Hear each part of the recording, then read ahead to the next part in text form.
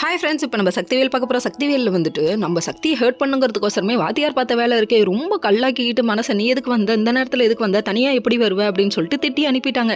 என்னாச்சுன்னு பார்த்தா, அதாவது வந்து வேலை நீ சக்தி பிரிக்கக்கூடாதான், அந்த ஒரு ரீசனுக்காக இப்படிலாம் பண்ணுறேன் அப்படின்னு சொல்லிட்டு மனசை கல்லாக்கிட்டு இவர் இப்படி பண்ணிட்டாரு.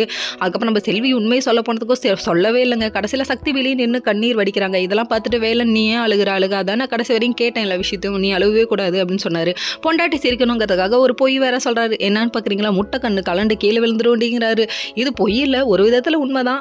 ஆனால் அது வந்து நடந்துருச்சுன்னா அவ்வளோதாண்டி, நான் தாண்டி கஷ்டப்படுவேங்கிறாரு.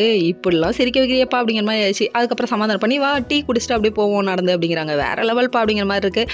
ஹாப்பியாக தனியாக நல்லா சந்தோஷமாக வாழுங்க, கூட்டு குடும்பமாக வாழ்றதுல தான் கெடுத்து விட்றாங்க எல்லாரும் அப்படிங்கிற மாதிரி தான் இருக்குது. அதுக்கப்புறமா சரின்னு சொல்லிட்டு இவங்கெல்லாம் கிளம்பி போயிட்டாங்க.